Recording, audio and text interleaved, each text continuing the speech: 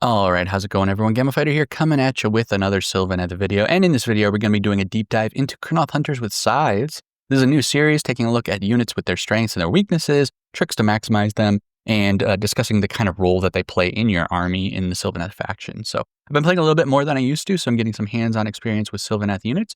But I also want to use this a chance to be able to review some important principles for playing as the Sylvaneth overall, as well as the individual units that we're going to be going deeper into. And then, of course, also the general Age of Sigmar principles that we'll be talking about too. So another thing that I'm trying out with this video is scripting. So this video is scripted, and this should help the videos to be more concise, less rambly, although it is going to be losing some of the spontaneity from my usual off-the-cuff format, and it's going to take a lot more time to prepare. But let me know if you think that it is worth it and it improves the quality of the videos. Also, before we go to the next slide, this is my actual model of Kurnoth Hunters with Scythes that I painted. So this is my color scheme and everything. So I like to be able to share that with you guys, but moving on.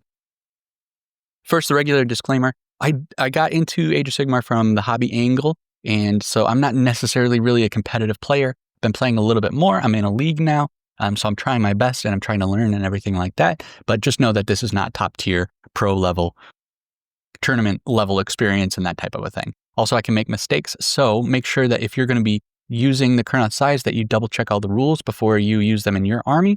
And also, if there is a unit that I say combos well with the Kurnoth Scythes, make sure that you double check how that unit works and make sure that you understand that the correct way that it works, because I could have made a mistake in explaining it here in this video. This is kind of just for top level reference, not really for super detailed. Make sure that it works the way that you understand it before you put it in your army and bring it to like a tournament or something like that. Also, this is fun and entertainment, not financial advice. Oh, but I should say too, though, that I am going to be focusing on units that I have experience with. So I'm going to be doing deep dive into those kinds of units rather than the kind of units that I don't have. You know, like I don't have Alariel, so I'm not going to be making a video on Alariel. So that type of a thing. Okay, moving on. First, we're going to take a look at the warscroll. And my first impression when I look at this warscroll, I see the anti-charge rend +1. And then I see this Tanglethorn Thicket ability gives the Kurnoth Hunters dealing mortal damage to the enemy when they get charged. So this tells me that this unit is meant to be very defensive. I can also see that they get access to a 6-up ward when they're standing on objectives. So that kind of really solidifies for me that the role here is to stand on an objective, get that 6-up ward, and then take the enemy charge and deal extra damage back to them when they get charged. Going up to the wheel here, we see a 5-inch movement, which is very slow. That does fit with the role of being sort of mostly stationary as a defensive piece. They want to get charged, and then sure enough, it will be easy for your opponent to charge them because they are so slow. Then we have 5 health on a 4-up save. 5 is a very beefy amount for an infantry. Even for an elite infantry, that's a lot. So, and a 4-up save is pretty good as well. If they have their 6-up ward as well, this can be a really tough unit. So we'll take a deeper look at the defensive strength later. This is sort of an overview right now.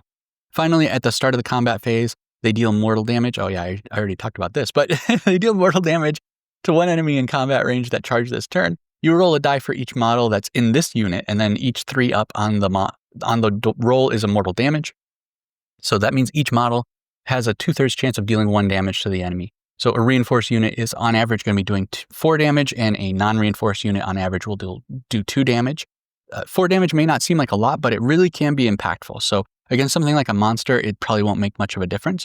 But against a unit that has 20 health, for example, 4 damage is going to take out 20% of their health before the combat even starts. So we can think of a unit that has 10 models at 2 health each. If they take 4 damage, you remove 2 of those models from the unit, and effectively you're reducing their damage by 20% before the combat even starts. So in the right circumstances, this can be pretty impactful.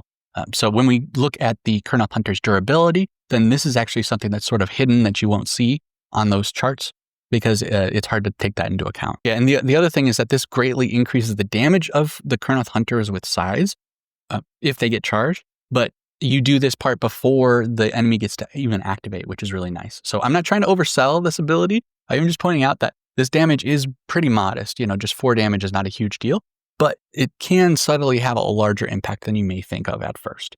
Another small thing with this ability is that it's not just once per turn army. So if you do have multiple units of Scythes, for whatever reason, they can all use this ability, which is not super common in Age of Sigmar 4th edition. Another thing, this is the other Kurnoth Hunter, in that unit. So with all that being said, let's take a look at how the Kurnoth Hunters with Scythes perform from a defensive perspective. All right, so here we have a table. It's showing the effective health of a non-reinforced unit of Kurnoth size without a ward, with a 6-up ward, or with a 5-up ward. So there's a 4-up save. As I said before, this is not bad. Of course, it could be worse, could be better. So we have 3 models at 5 health each. That's 15 health at base or 30 health in a reinforced unit. That is really high for an elite infantry unit with a base of 3 models. A lot of times elite infantry will just have 4 health or even 3 health. I think even the Chaos Knights have 4 health, and those are a mounted unit. So that's pretty crazy to have 5 health. So 5 health each is really nice. It's about as much as you could possibly ask for. So this is okay as a defensive profile. It's about the best that you could want from an elite infantry unit. Of course, really powerful buffed up hammer units are still going to be able to devastate this unit, but they can do that to just about everything. So that's not really that big of a deal. And then, of course, units that are less offensively powerful, they're going to really struggle to remove these models and pick away at them. So it is pretty balanced defensively for what it is. On its own, though, it's not that great because the unit ends up being pretty expensive. The unit is an all-arounder. So you're paying for the defensive profile, you're paying for a chunky offensive profile, and then frankly, as Sylvaneth, you're paying for the ability to teleport with the faction abilities and all that kind of stuff. This ends up being a pretty expensive unit for what they are as damage dealers, because you're also sort of paying for them to be a little bit of not fully committed anvils, but kind of anvils. So probably it would be ideally better to have multiple cheaper glass cannon units with like one cheap screen they can hide behind. Then you can have a lot more consistency against a wider variety of enemy units. But this is sort of the play style or how they style the units in Sylvaneth. So this is fine. Scythes are going to be a little bit better against these less offensive enemy units that can only remove 1 or 2 Kurnoth Hunter models. So then the Kurnoth Hunters can swing back with 3, 4, 5 models when they get their turn to attack. They're going to be doing worse against those more offensive glass cannon type of units that can consistently take out 3 or more models from the unit, because then the slapback from our Kurnoth Hunters are going to be a lot less damaging. For those wondering, we'll take a look at combinations with other units in a little bit. You may be considering some ways around that downside. But finally, we should also consider that the Sylvaneth heal D3 at the end of every turn when we're talking about durability. So the D3 is not a huge deal, but it can make them feel quite a bit more tanky, especially against those enemy units that are not super offensive, like I talked about. There are going to be times where you heal, 1, 2, or 3 health, and then in the next turn, one of your Kurnoth Hunters is going to survive on 1 or 2 health. And so it can end up making a big difference, even though the ability in itself isn't incredibly strong. Moving on to the fun part, here we have our offensive profile. We've got 3 attacks each. So for a reinforced unit, that's 19 attacks with the champion. Hitting on 3s, wounding on 3s, rend 1, damage 3 with anti-charge +1 rend. This is a nice chunky combat profile. And it better be, because this is among the best damage that Sylvaneth have to offer. So hitting on 3s and wounding on 3s is about as good as you can ask from a non-hero unit in Sylvaneth. And rend 1 is pretty standard for Sylvaneth. That's pretty much everything has rend 1 except for heroes. And then the combination, pretty much, guys. And then the combination of 3 attacks at 3 damage each is pretty solid. You could, of course, do with more attacks on an elite unit like this, but this particular profile is meant to be fewer attacks at higher damage each. For example, the Kurnoth Great Swords have 1 more attack each, but then they do 1 less damage per attack. So there's different options with the Kurnoth Hunters, and this is the one that's meant to be fewer attacks at higher damage. And speaking of damage, here we have this table showing how much damage the Kurnoth Scythes can do under different circumstances against different enemy saves. So one thing I do need to point out is that these are averages. The Scythes cannot do 2.22 damage, for example, as we see here in the 1-up save column. They do their damage in multiples of 3 based on the damage characteristic of 3. So the exception is with the impact mortals, but we'll take a look at that in a little bit. But for now, on these top 2 rows, the actual damage that you're going to be doing is going to be in a discrete multiple of 3, even though we have these averages in these different numbers. So 2.22, that means that you're going to be more likely to do that 3 damage, but you have a chance of not doing any damage at all. So otherwise, if it was 3, then that would be a really solid chance of getting that 1 hit through at 3 damage. For example, in the 2-up column here, this 4.44 means that you have a really good chance of getting 1 hit through on average against that armor save for that 3 damage. And then the next hit has about a 50-50 chance where you'll have 2 hits go through instead of 1. So maybe that's not the best way to describe it, but I think you guys get what I'm saying. The averages represent if you rolled your attacks and they rolled their saves 1,000,000 times, this is the average that would be done, but the actual damage that you're going to be doing is in these discrete amounts. So that makes the Kurnoth Hunters with Scythes a little bit more swingy because it is fewer attacks but more damage, a little bit more swingy than the Kurnoth Hunters with Great Swords, but I don't think that's usually a big deal. It doesn't come up all that often as being like a major downside. You're still rolling 19 attacks. It's not as swingy as something like belthanos, a monster doing like 5 attacks, rolling 5 attacks and then rolling 4 attacks, something like that. So I should also note that in this column, we have a 1-up save for the enemy. That's pretty rarely relevant. You can't actually save on a 1-up on the dice because then you're just immune to combat damage at that point. You're just not rolling the save.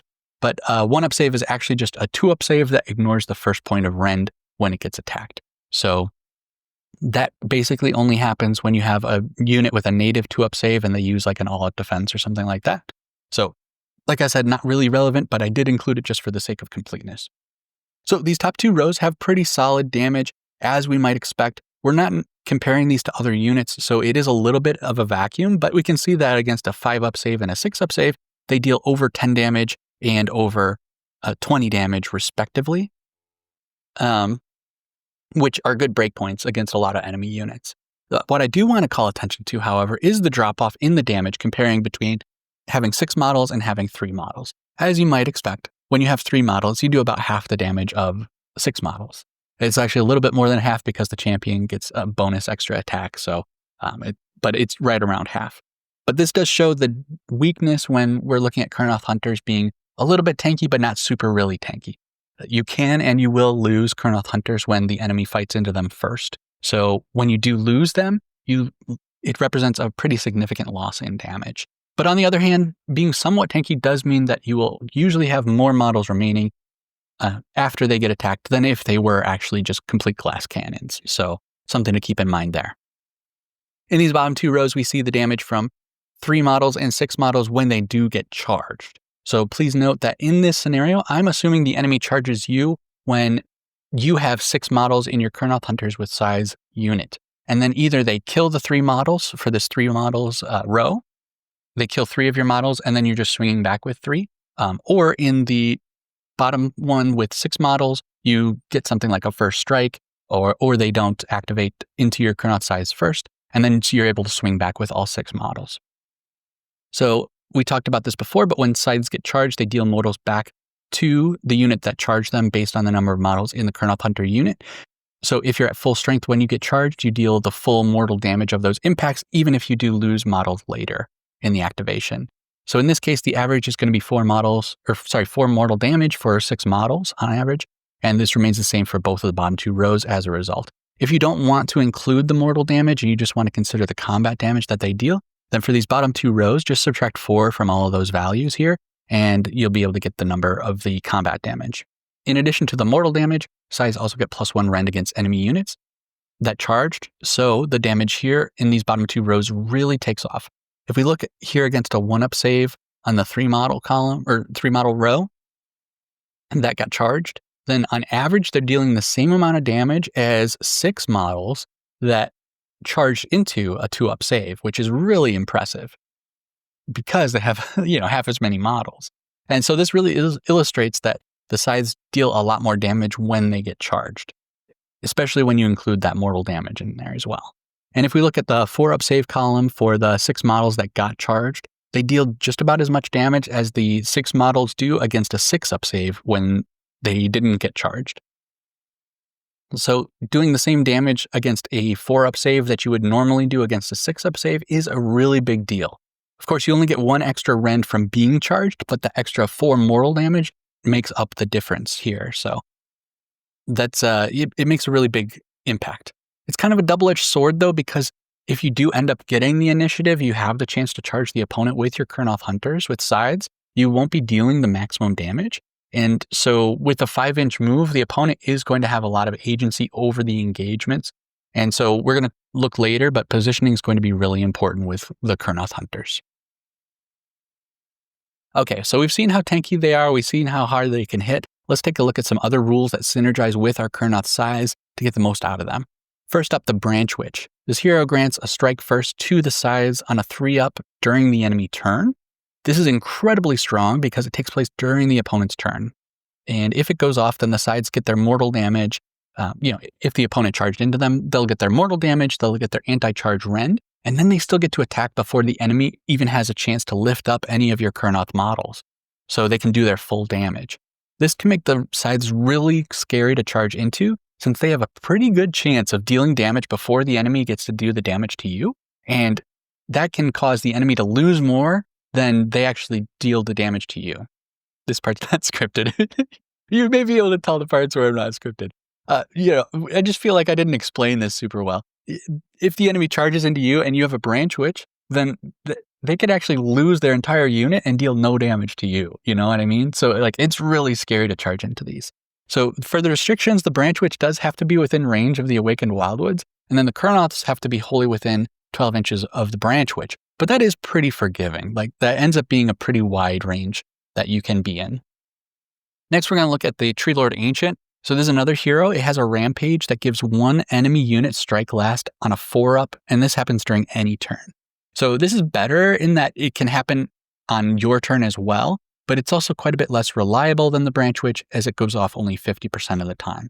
So in addition, though, the treelord ancient has to be in combat to be able to use this ability. So there are more ways that your opponent can play around this than with the branchwych. I don't have experience personally using this combo, but I can imagine it being tough to use based on the way that your opponent can play around it. I almost never see the treelord ancient taken in tournament lists, but I do see the branchwych quite a bit. So I would guess that that's why, because of the difficulty using the treelord ancient, as well as the treelord ancient costing quite a bit more points than the branchwych. Although on the other hand, you do get a nice tanky treelord body with the treelord ancient as opposed to the frail little branchwych. It would be almost certainly overkill, though, to use the branchwych and the treelord ancient and the scythes all together, but if you did, that might be pretty fun to almost guarantee that you're always going to go first. So moving on, though, belthanos, he can give run and charge to up to 3 units anywhere on the board. So this gives them the scythes a maximum of an additional 6 inches of movement, which effectively doubles their movement. Now, to guarantee the 6 inches, you do have to use a command point, but the increase in the movement is a really big deal because they are so slow. They still end up not moving that fast, but in the mid game, when there's a lot of things sitting around in the middle of the board, or maybe some things are tied up in combat, belthanos can really help the Kurnoth Hunters get those key charges off that they wouldn't be able to otherwise. We can give an honorable mention to the Warsinger heroic trait. The hero that has this trait can give sylvaneth unit that's wholly within 12 inches of them a 2-inch bonus to their move. So this is a little bit like the run and charge thing. It increases their movement a little bit, but it actually ends up being a pretty big percentage increase, even though the absolute amount is pretty small. And let's face it, these Kurnoth Hunters need as much help with the movement as they can get. And I suppose you could say the same thing for the Spite Swarm Hive manifestation. That thing gives +1 to run rolls and +1 to charge rolls. So if you do have run and charge, that's another 2 inches of movement for this really slow unit. So every little bit helps. So what is that actually? Warsinger plus the Spite Swarm Hive, those are 2 inches each. That's 4 inches. And then the run roll is going to be a minimum of 1. So if you combine all of those things all together, at minimum, you're doubling their movement. So that's a pretty big deal, I'd say. Moving on to Wrathful Spirits. That's the spell that gives +1 rend to units that are wholly within the range of the awakened wildwoods. When this is active, if the enemy charges into them, then your scythes get a 3 rend, which is huge. And even if the enemy doesn't charge, if it's your turn and you're charging into them, you still get that juicy 2 rend that we looked at on the damage slide, even though the enemy didn't charge into you. So that can kind of help to make up for a little bit of that weakness of the lost damage during the when it's your turn charging into the enemy. Then we also have the Scourge-Gyran battle formation, the Wargrove of Burgeoning. When you use this, then you can return a Kurnoth Hunter on a 5-up. You roll a d6, and then on a 5-up, you can bring back a whole Kurnoth Hunter. If you didn't get the 5-up, then you can heal extra between 1 and 4. So it's not reliable to be able to get a model back. But the thing is, you get to use this at the end of every turn, including your opponent's turn. You can even use this when you're in combat. And every time you do have a success, it ends up having a really big impact. So They do have to be within 3 inches of a terrain feature, which can be pretty restrictive, but in the current GHB, there's usually a lot of terrain on the table, and you can also set it up so that you have an Awakened Wildwood nearby, so the Awakened Wildwoods do count as terrain for this ability, so it's not incredibly difficult to use. Next, we have Alariel. This is kind of cheating. She kind of synergizes with every single Sylvaneth unit. So she can bring back a dead unit at half strength on a 4-up. And it turns out that bringing back 3 Kurnoth Hunters is really strong. So yeah, like I said, this is pretty much true for every unit that she's able to revive. So it's not special for the Kurnoth Hunters with size. However, though, if you do combine this with the Wargrove of Burgeoning, you can end up bringing back quite a bit of models over the course of a game, which ends up having a pretty big impact. Next, I did combine this all together. The Warsong Revenant, the Lady of Vines, they have access to auras that grant wards to friendly Sylvaneth units that are wholly within 12 inches of them. And then the Scourge of Ghyran Revenant Seekers can hand out a 5-up ward to a unit that's wholly within 12 inches of them on a 3-up. So if you use these different ways of granting more wards, then you can increase the survivability of the sides, even if they're not standing on an objective. So it may be a little overkill because they do get wards when they're standing on objectives, but if you want to push them out, then it can help to increase their survivability by having these other units that can grant them a ward. And this, having the wards can take that Kurnoth Hunter survivability from being just like barely good enough to being actually pretty substantial. They're never going to be incredibly tanky, like so tanky that these powerful glass cannon buffed up units can't take them out, but this can really help improve their survivability in those more middling scenarios.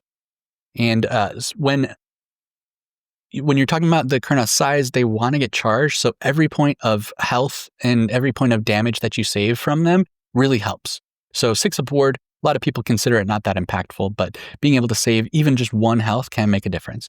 So sometimes that 1 to 2 points of extra damage that you save by warding is the difference between swinging back with 5 sides or instead of 4, or swinging back with 4 sides instead of 3, which does end up being a pretty substantial difference. You know, if you can keep a Kurnoth Hunter alive on just 1 wound, and then or 1 health now, and then as we talked about with the healing from the Sylvaneth faction abilities, being able to heal them back, then it can end up compounding the power of the durability.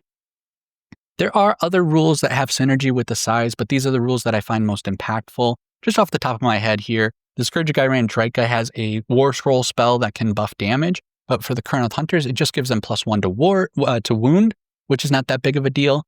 The Arch Revenant can give +1 to wound to Kurnoth Hunters. Again, the damage increase is not huge from that. And then the Lady of Vines can give +1 to hit an enemy on her rampage. And again, that's not a super impactful, what's it called? It's not super impactful to their damage. Again, this part is not scripted. Although I should say too, the Lady of Vines can give the, and drycha as well, can have the potential to give the sides -1 to be hit in combat, which can be pretty impactful. Maybe I should have included that as well. Against the right enemy, it does make a pretty big difference. All right, moving on to our usage tips. So putting this all together, I just wanted to share some things from my experience and what I've learned from using them and give you some takeaways so that this video is more than just sort of looking like closer at the warscroll.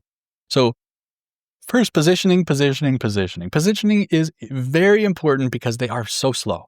So you have to make a really good use of your deployment, be careful how you're deploying them, and consider it very carefully ahead of time before you even get to the table and start putting models down.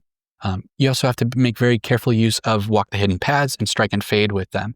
You do need to think about their movement 1 or even 2 turns in advance, if you can, because sometimes it takes them that long to walk somewhere. So yeah, and then you also need to be careful about positioning, staying within range of Awakened Wildwoods when you can get that +1 rend spell, staying within range of the Warsong Revenant ward aura, all these different combos that we looked at, or within 3 inches of the terrain for the Wargrove of Burgeoning.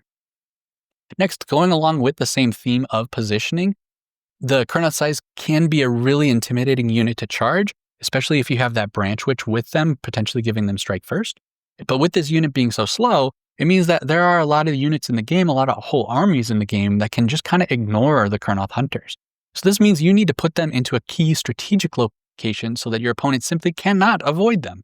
So a map with an objective right in the middle is perfect because you know that your opponent is going to need to try and at least take that at some point. You can just plop those Kurnoth Hunters there, and they'll get their reward from being on that objective. They'll be really intimidating to charge. And then finally, kind of the last point on positioning is that the Kurnoth Hunters are only 6 models, but they have really large bases. So they can still occupy a really good amount of space. So on the negative side, that can mean that it's hard to pile all your models in to get all of their attacks off. But on the positive side, this also means you can protect key locations. You can protect your support heroes like your branchwych or your warsong revenant by covering more area. And then you can also use the unit to sometimes be inside of a bottleneck to restrict your opponent's movement and their positioning as well. Next, countercharge. Countercharge is a particularly powerful tool with units. With this unit, if your opponent tries to ignore the size and charge into a different target and then maybe pile into the size later or in another turn or something like that.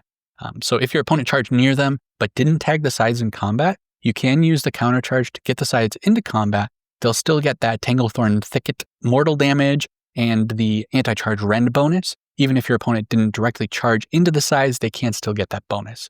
And on that note, the same is true if the enemy countercharges you into combat with the size. Even if it's your turn, you can still get the bonuses against the unit that countercharged. So something to keep in mind. There's a little bit of a gotcha for you that your opponent might not think about. So we talked about how important it is to keep as many Kurnoth Hunters alive as possible. But my next point is that it's probably not worth it to invest too many resources trying to maximize their defensiveness. I talked about, with like Drycha or the Lady of Vines being able to give them -1 to be hit. The treelord, the regular treelord has a rampage that can give -1 to be wounded, that type of a thing. But investing everything you can to make the size as tanky as possible probably isn't worth those resources. I think you should just focus on 1 or 2 high impact tools that also can be a good benefit to the rest of your army. A great example is the strike first on a branchwych. That's a form of survivability, because it lets you fight first and take out some of the enemy before they get a chance to hit you. The run and charge with belthanos is also a really good example because it lets you get into those combats and helps you to have a little bit more of a threat range and overcome that downside. But it also benefits the whole army. So you're not investing all of those resources just into the Kurnoth Hunters. Even their own ward ability or getting a ward from something like a warsong revenant, which you may want to use anyways just because it's a really strong unit. And even just using all-out defense. Those are probably effective enough at giving the Kurnoth Hunters strong survivability without investing too many extra wasted resources. On that note, it is another thing that's important to remember is that their 6 of ward ability also grants that ward to any other sylvaneth units that are on that same objective. So if you don't have a warsong revenant, for example, you can still give that 6 of ward to the branchwych if they're on the point. You can give it to a Spirit of Durthu or another hammer unit. Anything that's touching the objective gains the ward. And that's something that I forget about all the time because I usually do have a warsong revenant with them, but it's something that you should keep in mind. And then finally, we should consider when you should be using all-out attack and all-out defense. So one thing about having this 4-up save is that you really want to consider the rend of the enemy that's attacking you. All-out defense becomes more useful as the rend of the enemy increases. So if the enemy has 2 rend, they're hitting you on a 6-up save. So all-out defense will actually double your successes. When you use all-out defense, instead of just saving on 6s, you're going to be saving on 5s as well as 6s. So doubling the number of saves that you make. Likewise, a 3 rend is going to completely bypass your armor save, and then all-out defense will at least let you save on 6s there. So when you're getting attacked and thinking about all-out defense, the overall damage that the enemy can do is important, but so is the rend of those attacks. On the flip side, using all-out attack worsens your armor save. So for something that has a 3-up armor save natively, using all-out attack and going to a 4-up armor save isn't the end of the world, but this would put our Kurnoth Hunters at a 5-up armor save, which is pretty bad. And it makes it really hard to justify using all-out attack sometimes in a lot of different situations. So look for opportunities where your armor save is just not going to be relevant. For example, all-out attack against a monster is probably not going to be good unless you're very confident that by using all-out attack, you're able to finish it off. because the monster's damage is not going to be degraded as much as against a unit that has a bunch of little models. If you can wipe out most of those models, then their attack is not going to be as impactful, even with your 5-up armor save, because there's just so few models left to swing back. Or if your opponent still has activations after your scythes are going to go, and they could still swing into you, you may not want to use all-out attack, if they have multiple units into you. It's better in situations where just the scythes are against one unit, and then you're pretty confident that you're going to be able to kill most of the units, or if not the entire unit, by using all-out attack. All right, and there you have it. That's the deep dive into the Kurnoth Hunters with Scythes. This is a really popular meta unit, and hopefully now you can understand a little bit why. It's definitely unusual for a defensive anchor like this unit to be so powerful, but when we look at the combination of the stats, the abilities that it has, as well as the supporting units that we have access to in the Sylvaneth roster, it can make this unit be a force to be reckoned with. So if you have any questions, please make sure to put those in the comment section down below. And if you know of any tips or combos that I missed, please share those as well. This is definitely a high skill floor unit because of the positioning being so important, as well as the movement being low.